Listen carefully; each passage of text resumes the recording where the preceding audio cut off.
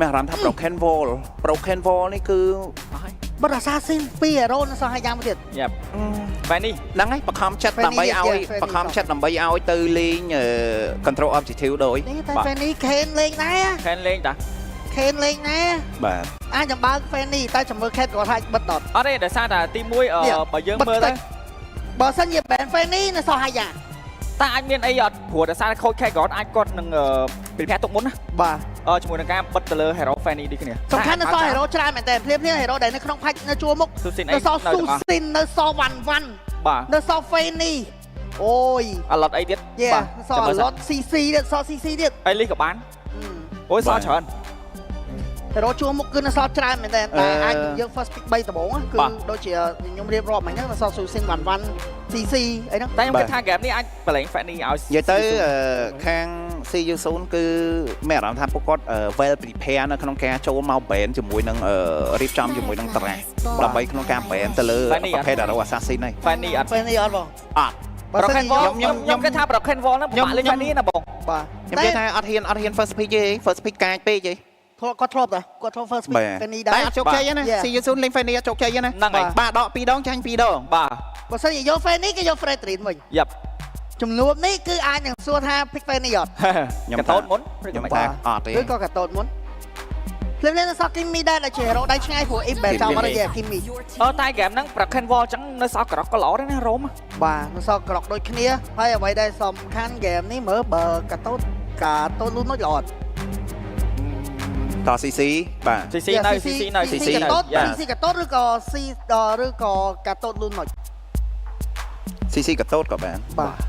ហើយមកកបោ នេះតែមកចង់ pick លូននោះឥឡូវទេចាំសុទ្ធទី3ចាំ pick ក៏បានតែអ្វីដែលសំខាន់មើលចាំ color សិន Fredrin កតូតឬក៏ CC កតូត បាទចាំមានចាំអត់មើលសិនទេខ្ញុំគិតថា Fredrin ដូចជាបើសិនជាបលែងសួនយកវិញអត់ បើសិន play ក្រោក ក្រោកល្អនៅក្នុង map នេះក្រោកឲ្យ CC ក្រក CC ហ្នឹងហើយ CC បាទ សល់ លូន យ៉ាលូននោះឥឡូវធំណាស់ចាំខ្ញុំមាននិយាយថាលូននោះវាធំដែរ Fredrin នេះលេងអត់ 24/7. លូននោះឥឡូវធំណាស់ Fredrin បាសៀក៏អត់យីសិនស៊ីនក៏អត់នៅសល់ហាយ៉ាបាទយកអត់ហាយ៉ាបើអត់យកគេបែនចោល slot ទី4ទី5នឹងទៀតបាទបាសៀក៏អស់ហើយ ពេលនេះ slot នេះបើអត់យកគេបែនដែរបង ហ្នឹងហើយ គេមានអារម្មណ៍ថាគេដូចមិនសូវចង់ខ្លាច Fanny ផង បាទព្រោះដោយសារគេមាន Fredrin ដែរ បាទ ព្រោះដោយសារតាម player ដូចតគួរនិយាយហ្នឹងBroken Wall វាអាចនឹងស្រួលលេងហើយជាមួយនឹង player ខ្លះគេគិតថាស្រួលលេងវិញអត់ស្រួលលេងគិតថា player ខ្លះគេគិតថាស្រួលលេង បាទ ព្រោះដោយសារវាអត់មានជាង អាហ្នឹងវាអាស្រ័យលើ player ដែលគាត់បានចាប់ cable ហើយយកវិញ យកហើយ បាទអត់យកគេបែន slot បាទ បាទអត់យកគេបែន slot ទី4ទី5 បាទ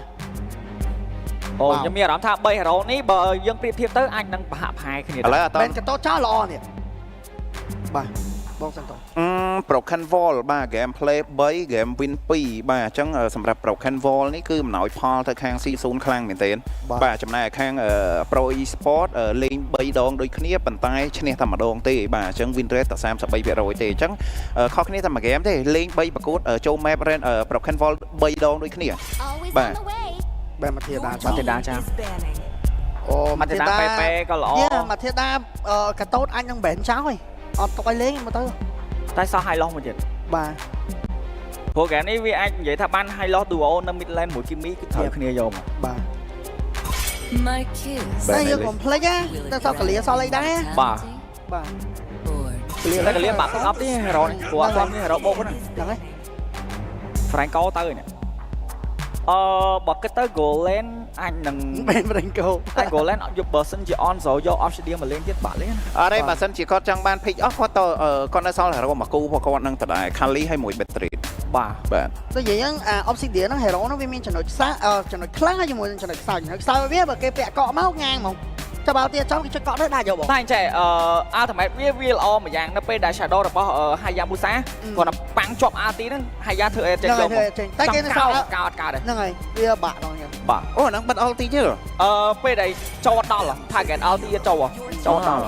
តែបើសិនជាបោះស្មោដល់រុញចូលទៅអាហ្នឹងពូបាន ហ្នឹងហើយ ពូបាន បាទ តោះវាឆ្ងាយអាប្រហែលអូបែរយូសង what Ben Eli យូសងបានហើយ Philip ទៅសតតែ Tesla ទេដើម្បីយក hero មក0ទៅក្នុង team fight នៅសត Tesla មួយទៀតដូចគ្នា អសល់ escalate ដែរ Ranger មកអូយ តែអ្វីថាសំខាន់ណាពេលដែល Ben យូសងចឹងនឹកដល់ Philip ការវាយ 1.5 ណៃ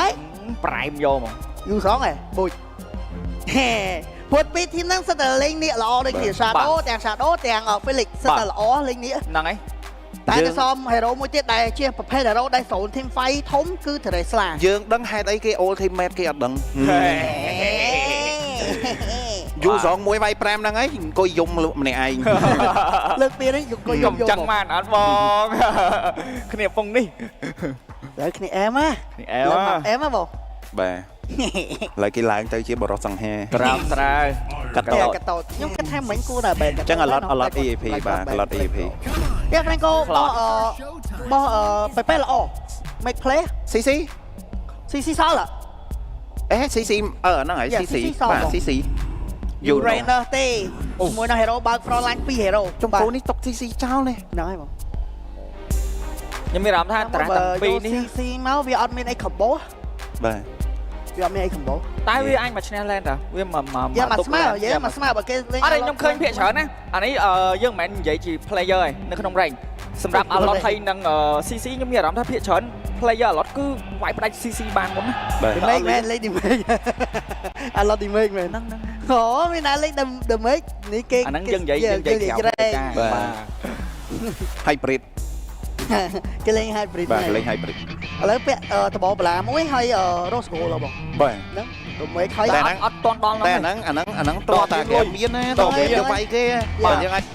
បៀលចឹងបានណាបាទបាទនិយាយរងទៅតបងបលាមួយបើជើងToss Book មួយហើយពាក់មួយ Oracle ហើយជើង Rose ហ្គេមនេះអត់មាន Purify ទេបាទចាំមើលក្រោករបស់ D7 បាទអាចនឹងធ្វើការបង្ហាញទៅលើសិស្សប្អូន PP បានអត់បាទ តែគេនេះក្រុមកំហើយណាបងប្រូក្រាមមកបាទ បាទជឹកក៏សូមស្វាគមន៍មកកាន់ការបោះហ្វែនបាទការប្រកួតបាទជឹកក៏សូមស្វាគមន៍មកកាន់ការប្រកួតរវាង CU0 បាទជាមួយនឹង Pro Esports នៅក្នុងការប្រកួតទី1បាទបាច់ទី1ក៏បានដែរបាទចាំភ្លាម duo នៅ mid lane យើងតែងតែឃើញហើយជាមួយនឹងការប្រកួតរបស់យើងឥឡូវគឺនៅ mid ហ្នឹងគឺគេអត់បលែង mid lane ចោលទេបាទសារផុកឈឺណា hero ហ្នឹងអត់ខ្លាចគេមានព្រោះសារវាជះឈាមមកវាមាន regen ឈាមមកវិញដែរបាទពេលដែល minion ច្រើនកាន់តែ minion ច្រើនឬក៏ hero នៅចិត្តហើយវាជះទៅវាបានទាំងអស់តែពេលខ្លះមក bet អាឡៃហ្នឹងគឺតំណងយកមកបាទគិតថាដាច់តែអត់ដាច់វិញឥឡូវនេះតួនេះតួអីបាទវាបាត់ lane តិចបាទយើងមើលចាំងកទាំងសងខាងព្យាយាមលេខសំក៏អេហើយដល់គាត់គិតឡើងឈាមអូសាស្គុនកភ្លាមអ៊ីស៊ូក៏មកដល់ជាមួយការបោក Shadow មិនឲ្យជ្រុងក្រោយ First Blood ជាមួយនឹងការបញ្ឆោតពីសាយបញ្ឆោតបាទការបញ្ឆោត good បាទក្ប៊ីបាត់ជា improve លឿនមែន improve better អូ Shadow ធ្ងន់កណាបាទអាយ៉ា Felix កំពុងតែធ្វើការដាក់សម្ពាធបាទទៅលើShadow ផងដែរបាទឥឡូវ Shadow ចាប់ផ្ដើម low ហើយបាទបាត់ map អស់ដូចគ្នាFelix ក៏អត់ចេញ Shadow ក៏អត់ចេញបាទ Isu ទៅហើយ Isu មាន level 4ព្រាមបោះ Shadow ចំអត់មាន stack ទេបាទមិញបោះចំមិញដាច់អត់មាន spell នេះផងអត់មាន spell ឈាមហ្នឹងបាទ Kane ក៏មកដល់ជាមួយនឹង D7 វាយម្ដាយប៉ាងដូចគ្នាមកដែរភ្លាមគាត់មាន immune ដូចគ្នាទៅសារពេញជាមួយនឹង passive ក៏អូ game នេះ Cloud យកតាក់ speed វិញ level 4មកដែរជាមួយនឹង Felix ភ្លាមជាមួយនឹង Total មានការ spawn មកពី Pro Esports អីយ៉ាបោះចំបោកវាយជាមួយនឹង Kane ដែរទេបោះស្មៅចំដូចគ្នា Isu អានេះមានបញ្ហាបោះមកខាងក្រោយស្មៅលេជាប់ Shadow ពូអត់ទេជាមួយការ counter មកវិញទៅគ្នាមកដែរភ្លាម Isu បាទមកជាមួយនឹង Isu អូ counter make ពីសាប៉ុន្តែមានការចាប់ខ្លួនពី PP ដូចគ្នាមកដែរធ្លាប់ជា team ជាមួយនឹងគ្នាប៉ុន្តែថ្ងៃនេះគឺអត់កាត់ទេវាយយកតែម្ដងភ្លាមជាមួយនឹង Total មានការបុកវាយយកពីសមាជិករបស់ខាង team CU0 មានការ split បុកយកតែម្ដងជាមួយនឹង Total team 1 secure ពី CU0 មានការដេញបុកវាយជាមួយនឹង Felix ជាបន្ត Felix ចាយ Flicker មួយដកថយបង Felix 2នាក់ D7 1 Felix 1ប៉ុន្តែបើមិញយើងក៏បានឃើញដែរជាមួយនឹង Isu គាត់បោះ Shadow លឿនពេកណាបាទសំខាន់បោះលឿនហើយបោះអត់ត្រូវទៀតហ្នឹងហើយបាទសំខាន់ការចាយជាមួយនឹង Shadow របស់គាត់ហ្នឹងគាត់ fail ហើយមិញបាទគាត់មកក្រោយវិញទៀតបាទបើគាត់ទៅហ្មងទៅមុខឲ្យផុតហ្មងអត់អីទេមកក្រោយជួបជាមួយនឹង Alot បាទអញ្ចឹងកន្លែងមិញហ្នឹងគឺជា mistake ដែលចេញពី Isu មកផងដែរដែលដាច់គាត់ធ្វើឲ្យ ខែនបាទធ្វើការរីត្រីជាមួយនឹង Total ឌីសវែនអត់មានលេវែ4ទេចាប់ស្តានជាប់ខ្ចប់មកខាងក្រៅជំរុញការបុកពួនវាយយកតែម្ដងទៅលើឌីសវែនលេវែ4ប៉ុន្តែបានបុកទេទៅបុកវាយទៅដល់ដៃទៅលើឌីសវែន អូយមានអារម្មណ៍ថាពេគាត់ធ្វើបានល្អខ្លាំងមែនទាំងដែលដឹងថា D7 អត់មាន flicker ទេបាទមិញហើយ level 4អត់ទាន់មានទៀតបាទអញ្ចឹងផ្ដាច់បានមកគៀបន្ថែមទៀតហើយពីវត្តមានរបស់ CU0 តែមិនទាន់ lead អីហ្មងទេ goal យេស្កាHunter Strike ក៏បានចូលទៅលើនេះដែរគូសែនបាទ អត់ពាក់ស្បែកជើងផង បាទគាត់បង្ខំ first item យកហ្មង បាទ បើសូល Skype server អីទី បាទមិញVicky ក៏ Sky Pixel first item ដែរបាទ គាត់ដើម្បី secure ចង់បាន kill early game បាទ ចាំ stake Sky Pixel អូចាញ់ Oracle បាត់ហើយសម្រាប់ Shadow បាទហ្គេមមិនតាន់ជាការប្រកួតមិនតាន់ជាធ្វើការលើសទៅលើ goal ប្រហែលទេបាទគ្រាន់តែយើងមើលទៅ mistake បាទដែលចេញពីខាង Pro Esport ហ្នឹងគឺចាប់ផ្ដើមមានរៀងគួរសមដែរបាទយ៉ាងនេះអូខ្ញុំភ្លេចមើល Asira អាចនឹង Sky Pressure អត់ ហ្គេមនេះអាចនឹងគាត់ពាក់ព្រោះដោយសារអត់មាន hero ណាពាក់អី តែមិញគីឡូវិញវាយ មើលអត់ដល់ទេអូនមើលអត់ដល់ តែបើសិនយើងគិតទៅលើ hero ទាំង5ហ្នឹងមានតរ៉ាឯងពាក់បានFelix មកពុះគាត់បាត់ហើយបាត់មកជាមួយនឹង Felix បាត់ទៅហើយជាមួយនឹង អូមុន objective ទៀត បាទហ្នឹងហើយហ្នឹងជាចំណុចដែរល្អសម្រាប់ខាង CU0 នេះបាទមុននឹង total កើតគេផ្ដាច់ទៅលើ EAP មួយប៉ុន្តែកន្លែងនេះដូចជាកើតតន់ទេតែចាំមើលមកអត់មកតាន់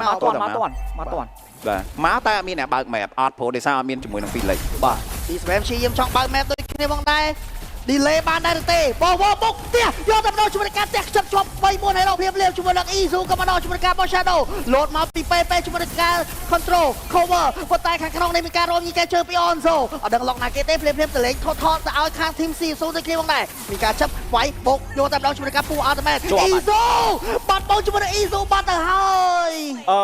ខ្ញុំមានអារម្មណ៍ថាការ set up team fight របស់ CSU គឺគាត់ស្រោះដៃគ្នាណាបាទតែបាញ់មិញនេះមកបែតឲ្យតែ D7 គាត់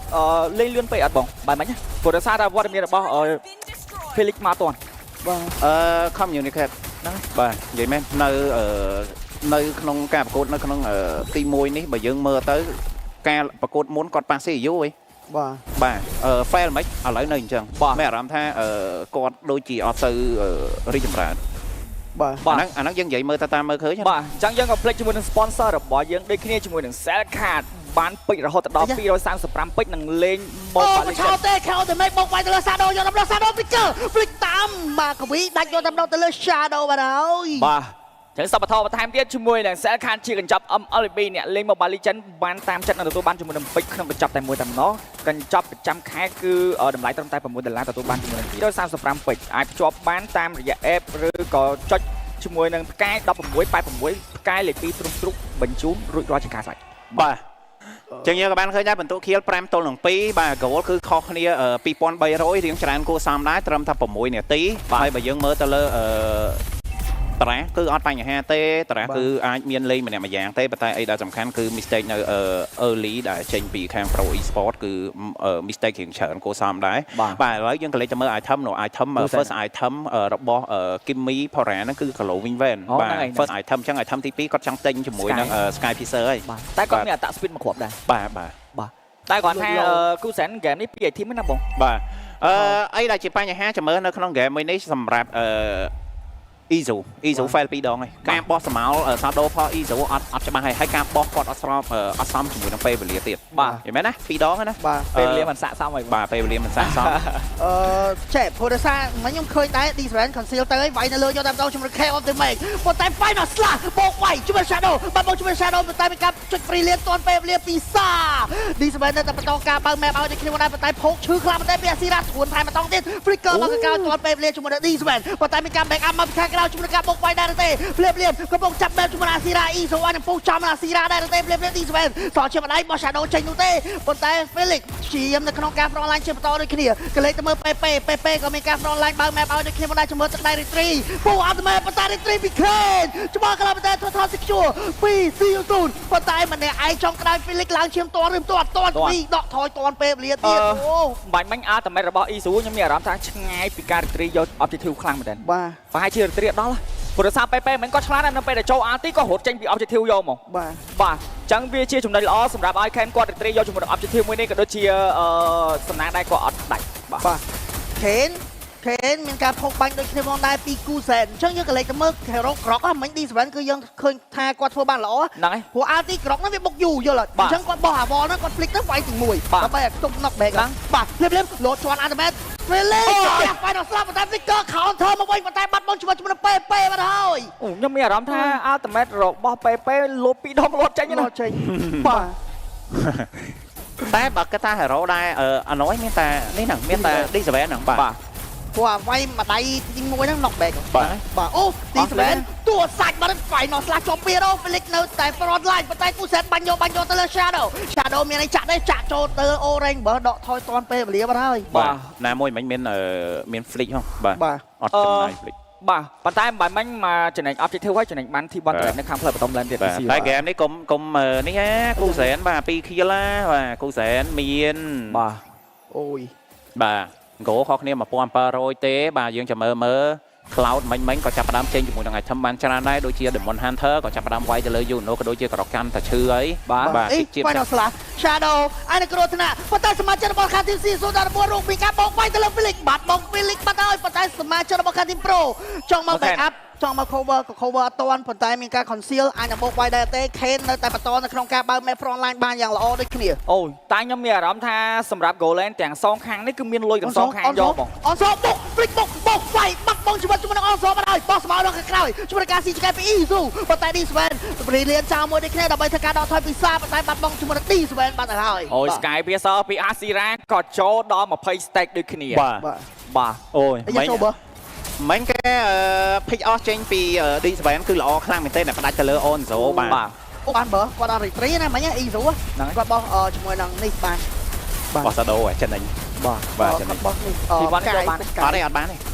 អត់បានទេបាទ final slash ខ្យល់បាត់ហើយប៉ុន្តែ Izu មកពីកាក្រោយចាប់ជាមួយនឹង Asira មកតង់ដាច់ Asira យកតែម្ដងធួនចាប់មិនចំនោះទេជាមួយនឹងការចាប់ទៅលើ Izu គឺ Izu គឺពិតជាលឿនខ្លាំងមែនទេ មិនដែរធ្វើ3ដងមិនជោគជ័យមក យ៉ាងណាក៏មាន1%ទេហ្មងតែបើបាញ់គាត់ធ្វើបានល្អខ្លាំងតែគ្រាន់ថា Asira នៅពេលដែលគាត់ដាច់2ដង Flicker គាត់ចាយយកបាទ តែមិញបើគាត់ចាយល្អគាត់គិតថាអត់បាច់មើលទៅ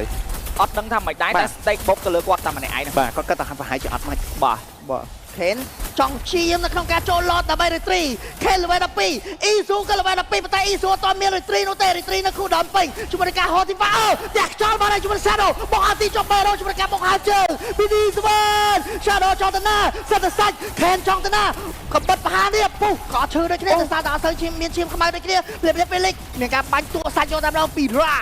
អាយ៉ា lost secure បាត់ហើយពី Pro Esport បាទធ្វើបានល្អខ្លាំងតែបើបាញ់មក bet នេះធ្វើឲ្យ Kane រៀងលងខ្លួនដែរ ដាក់តាក់ ហ្នឹងហើយ គឺល្អ team fight វិញនេះ អូ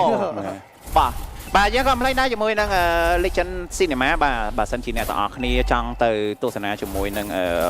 ភាពយន្តល្បីៗក៏ដូចជាកន្លែងដែលមានផាសុកភាពក៏អីធំផងដែរក៏ដូចជាមានហ្វូនទុះឆ្ងាញ់បាទកុំភ្លេចជាមួយនឹង Legend Felix អាចដាច់ព្រោះដោយសារ Onso បាញ់ឈឺមែនទេ Soft flick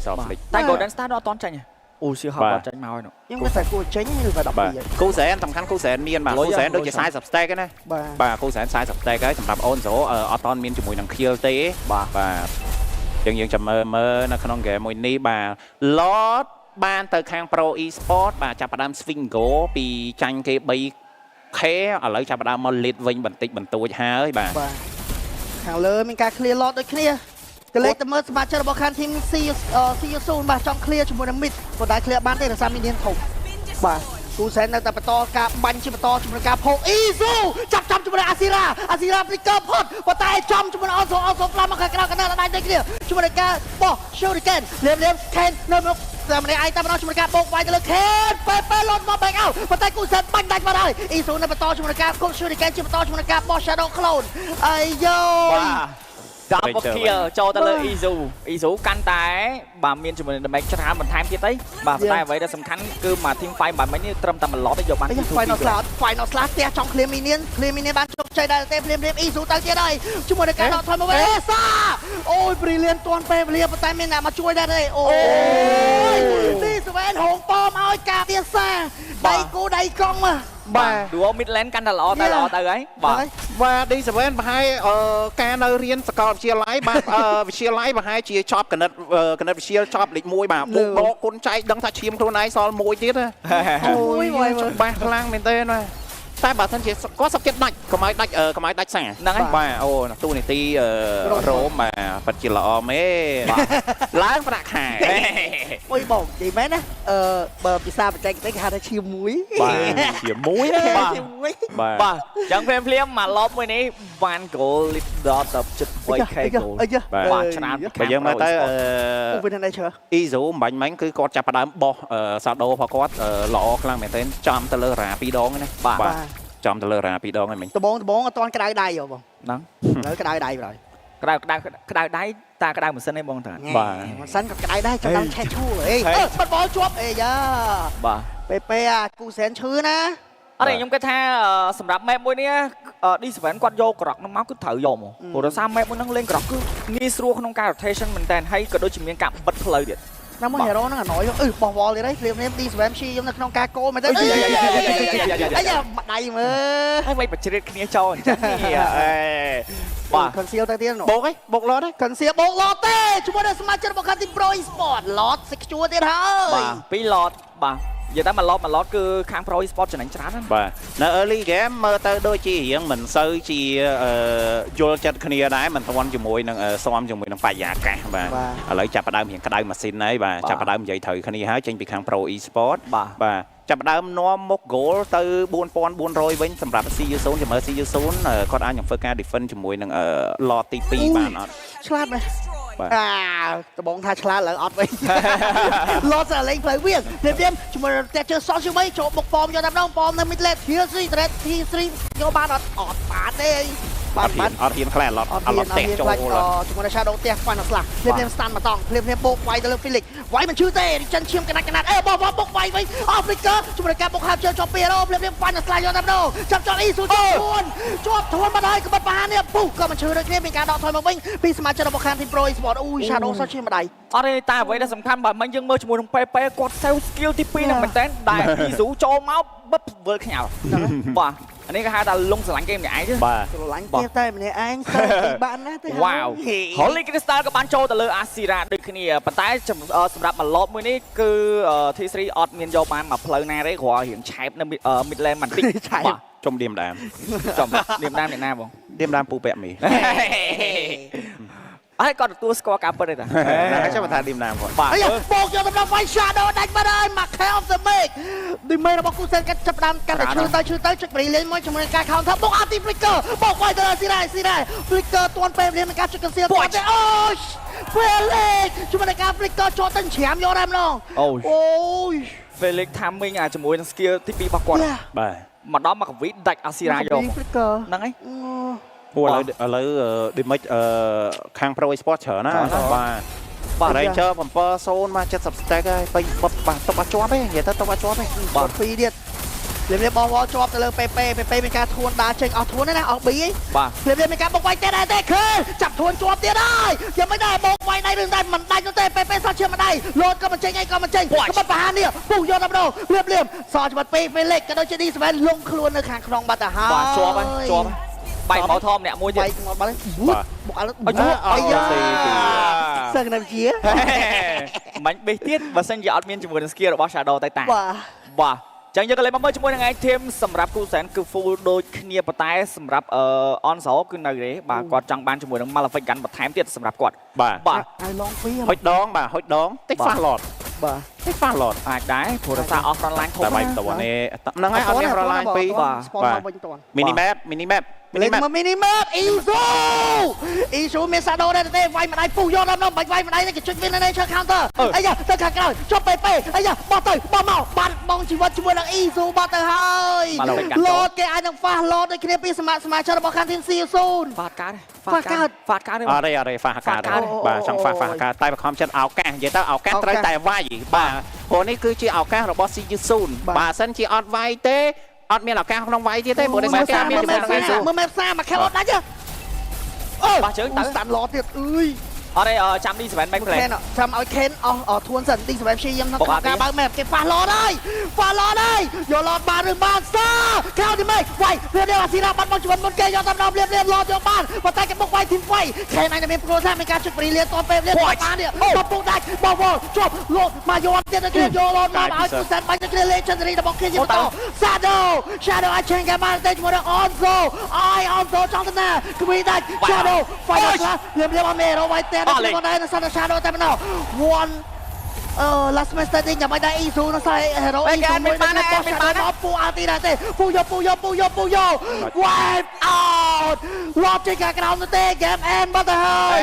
ជ័យជំនះនៅក្នុងការប្រកួតទី1គឺបាត់ទៅលើ Pro E-sport មានការកើតតែមួយបាទមានការដាច់បាទដែរ Yeah ច្បាស់ Wow ច្បាស់របស់គេ អូ ច្បាស់